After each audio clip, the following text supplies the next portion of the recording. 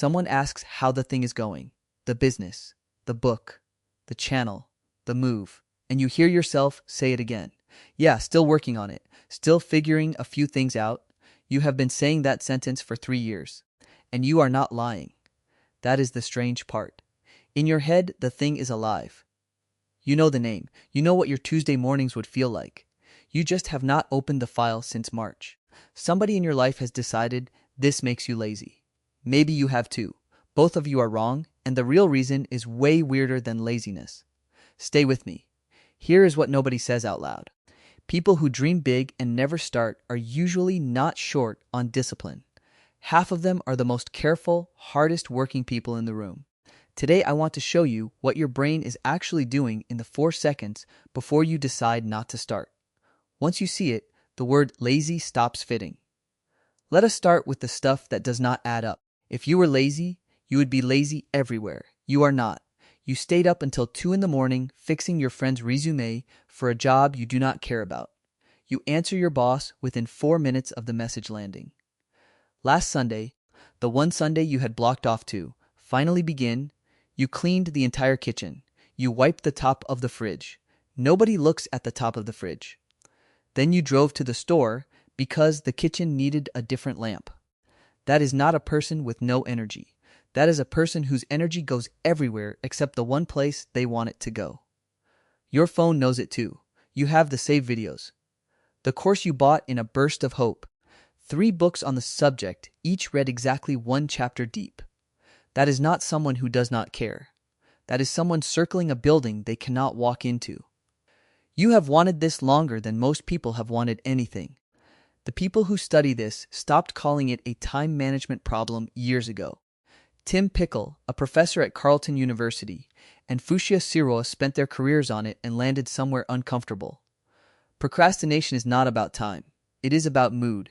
Your brain is not dodging the task. It is dodging the feeling the task hands you. So what does the first 10 seconds of starting actually feel like? Not the dreaming, the starting. Blank document, cursor blinking. For most people, there is a small, sour drop in the stomach, like the second before your name gets called.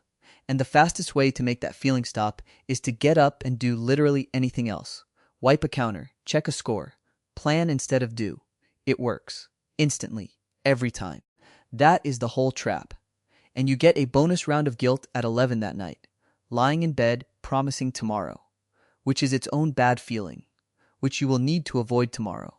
But here is where it gets interesting, because avoidance does not explain the other half of why does the dream keep getting bigger while your life stays exactly the same size. Picture last Tuesday, 1 in the morning. You were not procrastinating. You were working. Notes app open. You named the thing. You picked the font. You searched whether the domain was free. You sketched what the first year looks like. You went to bed feeling like a person who is finally doing it. And you woke up as the same guy who has not written page 1. Here is why that night felt so good. Your brain pays out on anticipation, not on arrival. Wanting fires harder than having. So imagining it hands you the reward tonight, right now, in cash, with nothing at risk.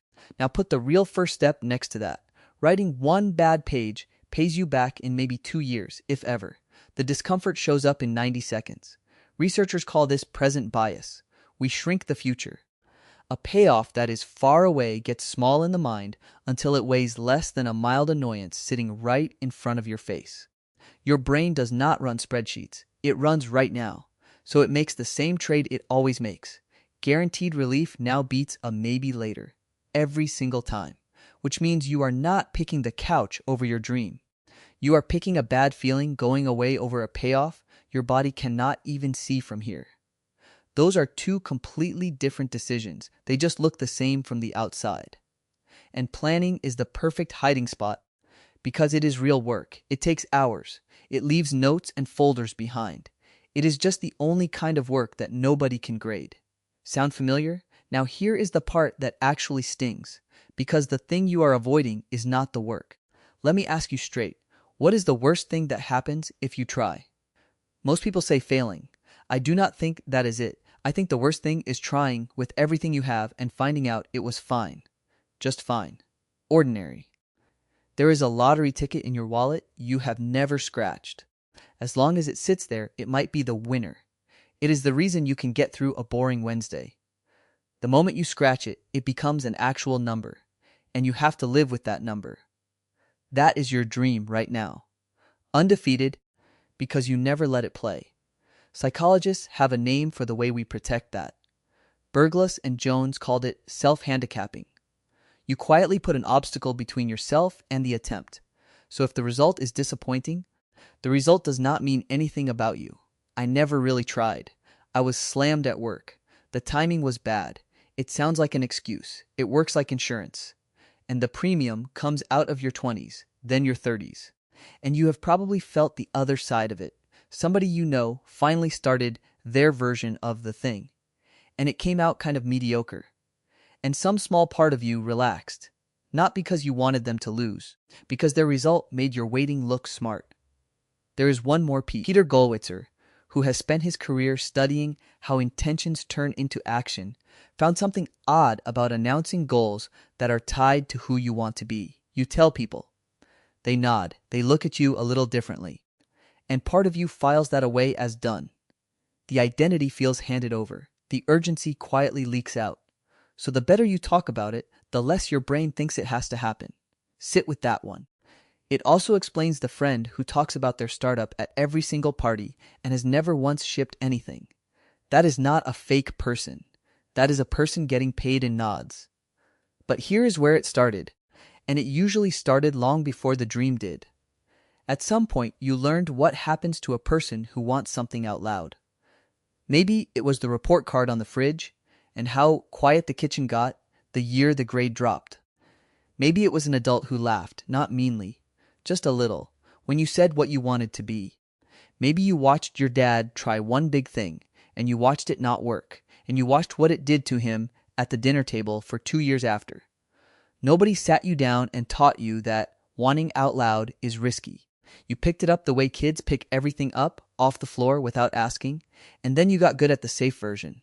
Someday, when work calms down, after the move, when I have saved a little more. Jennifer Crocker studies what she calls contingencies of self-worth. Plain version. Everyone has one thing their sense of being okay is glued to. For some people, it is how they look. For some, it is being liked. For a lot of people who dream big and never start, it is results.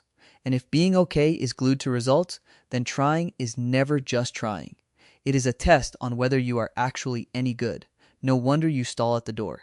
You are not scared of work. You are scared of the score. Which is also why discipline advice slides right off you. Discipline is for people who do not want it. You want it. Something in you decided a long time ago, before you had any say, that going for it was not safe for someone like you. There is nothing wrong with you. You are not lazy. Lazy people do not care. You care so much that a part of you keeps the thing locked in a drawer where nothing can happen to it. But look at the ticket again. An unscratched ticket has never won anything. It has a 0% chance, forever, sitting in your wallet where it is safe, and the scratching takes 5 seconds. That is the ugly, boring truth of it. The dread is enormous, and the actual first move is tiny. So make the first version embarrassingly small. 1 page, 1 phone call, 1 15-minute timer, and you are allowed to stop when it rings. Gollwitzer's own research points at the fix, and it is smaller than you think. Pick the when and the where ahead of time. Saturday, after I pour the coffee, I sit at the table and write the bad first page. Not a goal, a trick. And here is the part that helps me most. Nobody has ever seen the first version of anything. Not the book you love, not the channel you binge. You are comparing your page 1 to somebody's page 400. You do not need more belief in yourself. You need a smaller door. So, tell me in the comments, what is the thing you have been saying you are still figuring out, and how long have you been saying it? Put the number in there. Something happens when you actually type the number, and I read every single one. If this hit close, you will probably see yourself in the one about people who stay up late to get their own time back. The ticket is not the problem. It was never the ticket. You have just been very careful with a piece of paper. Subscribe to keep decoding yourself, and I'll see you in the next.